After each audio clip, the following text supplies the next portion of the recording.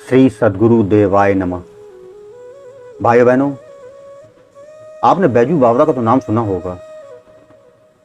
आज मैं आपको बैजू बावरा की प्रेम भक्ति की कहानी सुनाने जा रहा हूं। ध्यान से सुनिएगा। ये बात उन दिनों की है जब संगीत सम्राट तानसेन के मधुर संगीत के कारण अकबर ने यह मुरादी करा दी थी कि अगर कोई भी संगीत का गायन करता है तो उसको दंड मिलेगा। इसके चलते कोई संगीत गायन नहीं करता था।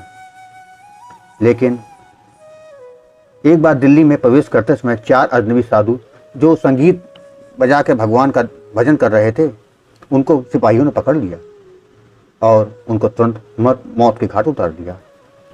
उनके साथ एक 10 वर्ष का बालक था। वह निर्दोष समझा और छोड़ दिया गया। वह बालक रोता हुआ दिल्ली से निकलकर व्रज में आ गया। उसका अपना कोई न था, अतएव असहाय बालक रोता हुआ स्वामी हरदास जी की कुटी के सामने आया। उस अनाथ बालक को हृदय से लगाकर उसका नाम पता पूछकर स्वामी जी ने उसकी सारी कथा सुनी। स्वामी जी बोले, मेरे ही पास संगीत शिक्षा प्राप्त कर तानसेन मदांध हो गया है। दुखी हृदय से संत ने निश्वास छोड़ते हुए आगंतुक बालक को, बैजू जिसका नाम था, उसको अपने पास रख लिया। साधु बालक बैजू को अपने पास बैठाकर स्वामी जी ने संगीत विद्या संपन्न बनाया, परंतु बैजू का ध्यान किसी अन्य ओर लगा था। वह उसकी वृत्ति बेचैन भटकती रहती थी। घड़ी भर भी वो आश्रम में टिकता नहीं था। बैजू के ढंग को देखकर स्वामी जी आवेश में उसको बावरा कहकर पुकारते थे। संत के इस शब्द बाण से बैजू सचमुच ही बावरा बन जाता। संत ने उसको शब्द बाण मार के नाम स्मरण के अनन्य प्रेम की लगन में लगा दिया। बैजू सारी रात व्रज में भ्रमण करता। रात ढलते ही संत के स्थान पर आकर शयन करता। इसलिए प्रातःकाल होने पर आलसी के समान निद्रा में पड़ा रहता। उस समय प्रभात गीत में ललकारते हुए स्वामी जी उसको सचेत करते रहते थे और नित्य नए पद सुनाते थे। संत के इस संगीत को सुनकर बैजू जागता है। इस प्रकार बैजू को सुधारने के लिए स्वामी जी नित्य नए पद गाते। बैजू क्या खोज रहा था, इस बात का स्वामी जी को कुछ पता नहीं था, ना ही वो ताड़ सके, परंतु दिन प्रतिदिन उसकी व्याकुलता लगातार बढ़ती जा रही थी। वर्षा के दिन बीत गए, कार्तिक आधा बीतने को था। संत ने बैजू को पुकारा, बैजू दिवाली आ गई है, फिर भी अब तक तेरी व्याकुलता नहीं गई। बावरे, तू कहाँ भटकता है? किस वस्तु के पीछे सारी रात घूमता रहता है? आज धनतेरस का परम मांगलिक दिवस है। अगले दिन चतुर्दशी काली चौदस का परम दुर्लभ दिन है। बैजू, तू चाहे तो इस अवसर पर भगवान श्री कृष्ण मुरारी के साक्षात दर्शन कर सकता है, परंतु बावरे, तेरा चित्त किधर लगा है? बैजू आवाक बन जाता। इसलिए स्वामी जी ने उसको जो ना कहना था वो भी कह डाला। दीपावली की रात को साधक लोग मंत्र तंत्र की साधना में प्रवृत्त थे। उस समय स्वामी जी प्रेम संगीत का गान करते प्रीतम प्रभु के प्रेमानंद में बेसुध हो रहे थे। उस समय व्याकुलता पूर्वक बैजू ब्रज में भ्रमण कर रहा था। आज उसके हृदय में तनिक भी चैन न था। कई दिनों से वह किसी अगम्य वस्तु की खोज में था। ब्रज के वन में लताओं में वह भगवान श्याम सुंदर मुरलीधर को खोज रहा था। मनमोहन की मीठी मुरली की तान सुनने को वो आतुर हो रहा था। कुटीर से संगीत के साथ स्वामी जी के प्रेम ध्वनि दूर दूर तक सुनाई पड़ रही थी, परंतु मनमोहन की मुरली के सुर सुनाई नहीं पड़ते थे। प्रेम मतवाला बैजू चारों ओर घूम रहा था, परंतु कहीं भी कृष्ण मुरारी की मुरली की नाद उसे सुनाई नहीं दे रही थी। जीवन जाल विस्मय बन गया। बैजू ने आत्मत्याग करने का दृढ़ संकल्प किया। या तो आज मैं उस सांवरिय को प्राप्त करूंगा या फिर इस नश्वर शरीर को त्याग दूंगा। इस तरह 3 पहर रात के बीत गए। आक्रंदन करता हुआ बैजू अभी तक ब्रज में पागल के समान इधर उधर भटक रहा था।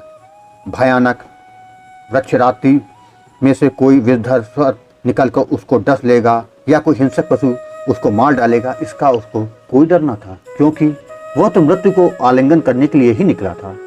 दीप मलिका का प्रातःकाल होते होते वह इस लोक से प्रयाण कर जाने वाला था। बावरे को जीवन का मोह न था, पर भगवान को उसकी विशेष चिंता थी। बैजू के साथ वे भी बावरे बने थे। रात के चौथे पहर को प्रारंभ होते ही मुर्गे ने बांग दी। प्रातःकाल होते ही बैजू प्राण त्याग देगा, इस भय से भगवान मदन मोहन व्याकुल हो उठे। उनका भी धैर्य टूट गया और भक्तवत्सल मुरारी स्वस्थ हुए। कुंजवन में प्रवेश करते ही बैजू के कान में मुरली की मधुर धुन सुनाई पड़ने लगी। क्षण भर में उसका सुरीला स्वर सारी व्रज भूमि में मानो मंगलाचार के रूप में छा गया। वह व्याकुल होकर ज्यों ज्यों मुरली बजाने वाले की खोज में आगे बढ़ता गया, त्यों त्यों वह ध्वनि मंद पड़ती गई। बैजू घूमता और आक्रंदन करता हुआ एक कदम के वृक्ष के नीचे जाकर बैठ गया। मुरली का सुर कुछ पास सुनाई दिया। वह स्वयं जिस वृक्ष के नीचे बैठा था, उसी कदम की डाल पर वंशी की मधुर धुन आ रही थी।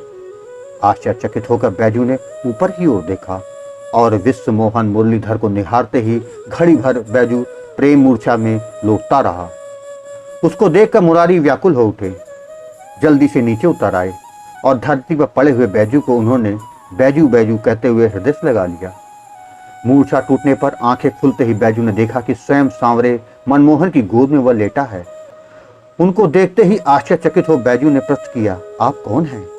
बैजू ने यह प्रश्न किया तो सांवरे बोले, बैजू तुमने अभी भी मुझको पहचाना नहीं? तेरे साथ सारी रात ब्रज में भ्रमण करने वाला वह बावरा मैं ही हूं, जिसको तूने अनेक बार छाया रूप में देखा है। तो क्या तुम सचमुच मनमोहन हो? बैजू के इस प्रश्न को देखकर भगवान खिलखिला के हंस पड़े। प्रभु, मैंने आपको कभी ना देखा न जाना, परंतु बाबा ने आपकी अच्छी तरह पहचान लिया है। आप यदि सचमुच ब्रजमोहन हो तो मेरे साथ कुटीर पर चलें। बैजू के शब्द जाल में बंद कर प्रेमाधीन प्रीतम तैयार हो गए। बैजू के साथ स्वामी हरदास जी की कुटी के पास आकर मुरारी बोले, बैजू अब मैं वहां नहीं जाऊंगा, तुम स्वामी जी को यहीं बुला लाओ। बैजू बोला, प्रभु आप तो मुरलीधर हैं, तो मुरली की मधुर धुन सुनाओ ना, स्वामी जी स्वयं दौड़े चले आएंगे।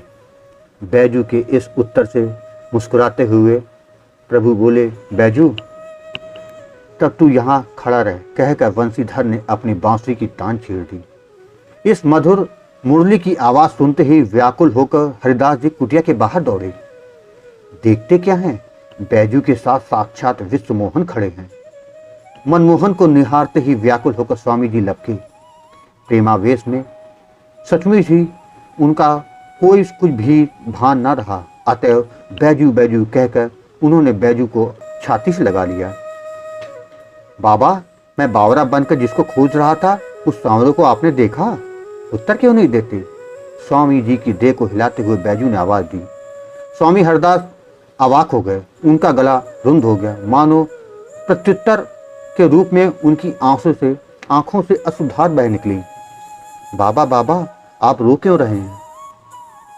बैजू, जन जन्मांतर कठिन तपस्या करने पर भी जिसका दर्शन प्राप्त नहीं होता, उस विश्व मोहन का दर्शन आज दीपोत्सव के मंगल प्रभात में प्राप्त कर ये आंखें आनंदाश्रु न गिराएं तो क्या करें? बैजू,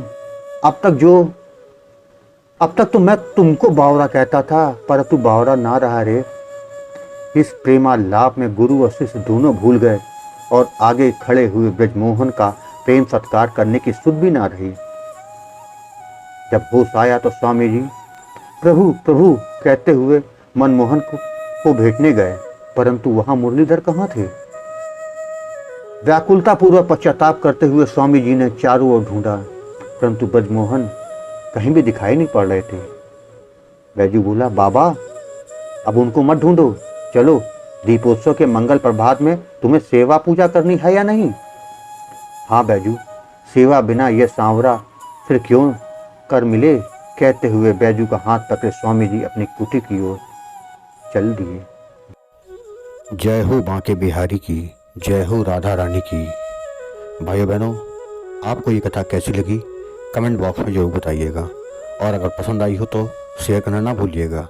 और जो लोग Gokul one Ayodhya YouTube channel पर पहली बार आए हैं, उनसे निवेदन है कि चैनल को सब्सक्राइब कर दें और बेल आइकन अवश्य दबा दें, जिससे व्रत, त्योहार, भक्त और भगवान से जुड़ी कथाएं और जानकारियां आपको समय समय पर मिलती रहें। धन्यवाद।